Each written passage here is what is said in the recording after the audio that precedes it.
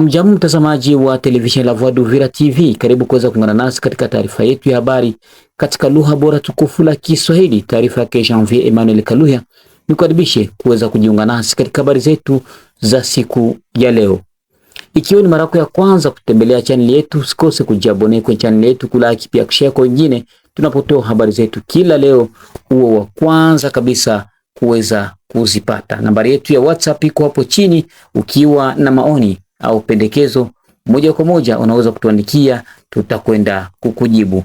Na leo ile ambayo tutakayozungumzia kwa siku ya leo, tutaweza kuzungumzia kuwasili mjini Uvira kwa tume kabisa kubwa la viongozi kutoka pale maeneo ya Kinshasa, ikiwa ambaye amepokelewa kwenye mpaka wa Kavimvira naibu waziri mkuu wa waziri wa mambo ya ndani, usalama pamoja na masuala ya kimila, ambaye aliweza kupokelewa kwenye mpaka wa Kavimvira, pia akiwa ni kamanda wa PNC General Madebe Flori, ambaye aliweza kuwasili naye kutoka pale Kinshasa na kuwasili hapa mjini Uvira. Pia tutapata nafasi kabisa ya kuangazia kuhusu kifo chake Willy Ngoma, ambaye alikwenda kupoteza maisha miongoni mwa viongozi wa M23, ambaye alikuwa msemaji wa kijeshi baada tu ya kuviziwa na ndege zisizokuwa na rubani huko maeneo ya Rubaya. Huko ni katika jimbo la Nord Kivu. Haya na mengine tukaribishe kuweza kujiunga nasi katika habari zetu za siku ya leo. Katika habari yetu za siku ya leo tutakwenda kugusia kabisa kuhusu tume kubwa la viongozi wa Jamhuri ya Kidemokrasia ya Kongo, ikiwemo waziri mkuu wa wizara ya mambo ya ndani, usalama pamoja na masuala ya kimila. Pia aliwasili mjini Uvira akitokea huko maeneo ya Kinshasa, akiwa na viongozi wengine wa serikali, akishindikizwa na gavana wa jimbo la Sud Kivu Mheshimiwa Jean-Jacques Purusi. Jakimani Shabani Loko akiambatana tu na baadhi ya viongozi wengi, aliweza kupokelewa na wakereketwa wengi wa vyama vya kisiasa kutoka mjini Uvira, ambapo walikwenda kushuhudia ujio wake. Pia kiongozi wa PNC mjini Uvira Generali Madebe Flori aliweza naye kupokelewa hiyo tarehe 25 Februari mwaka 2026 baada tu ya ziara ya kikazi kutoka Uvira na kujielekeza pale Kinshasa, ambapo aliweza kufanya miezi kadhaa baada tu ya M23 kuweza kuchukua mji wa Uvira, na kuomba uweze kufuatilia namna gani shamra za mapokezi yake zilizofanyika hapa mjini Uvira kupitia televisheni yetu.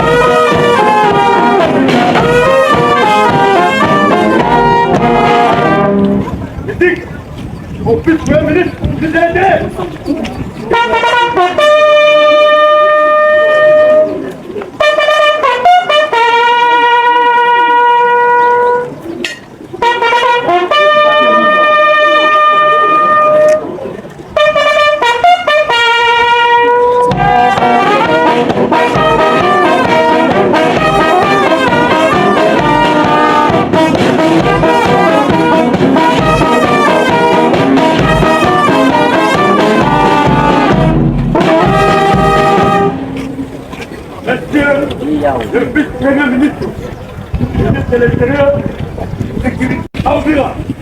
Je vous invite à passer les détachements en revue.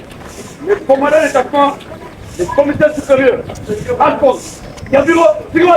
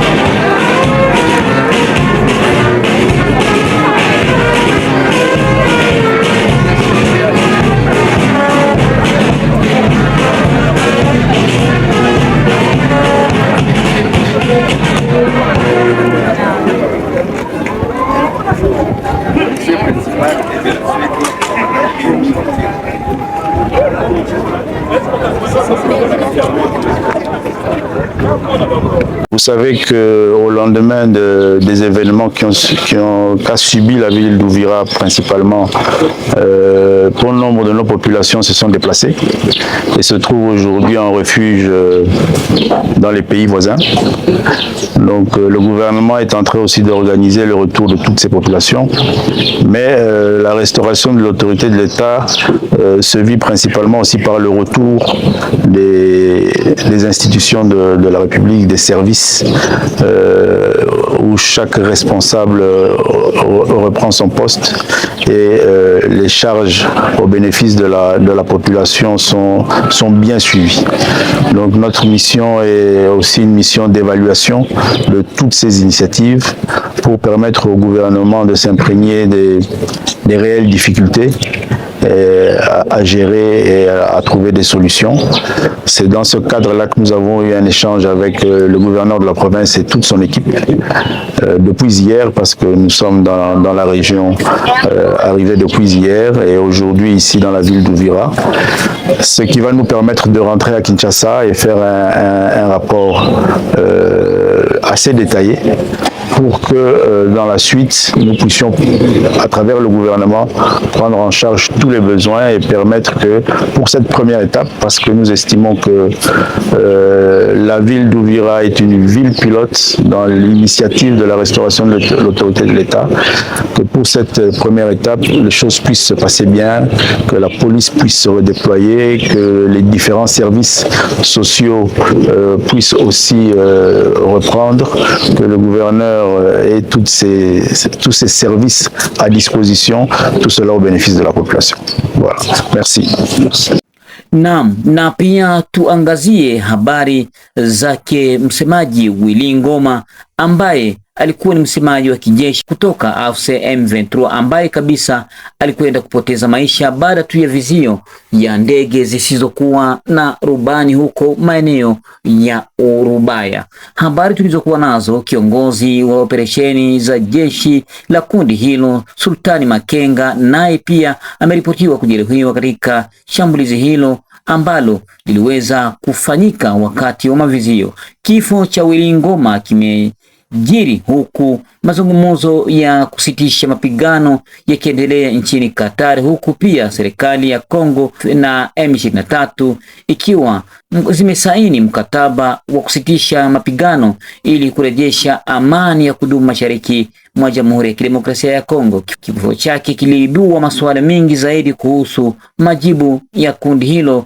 la waasi wa M23 ambalo linaloungwa mkono na jeshi la Rwanda. Muungano wa AFC M23 imedai kuwa hii Jumatano ya tarehe 25 Februari mwaka 2026 imekuwa ikilengwa na mashambulizi makali sana, ikishtumu serikali ya Kinshasa kuvuka hatua mpaka za kuweza kusitisha na kukataa kusitisha makubaliano ambayo iliyosainiwa huko maeneo ya Doha ili kurejesha amani ya kudumu hasa kwa swala la cessez-le-feu.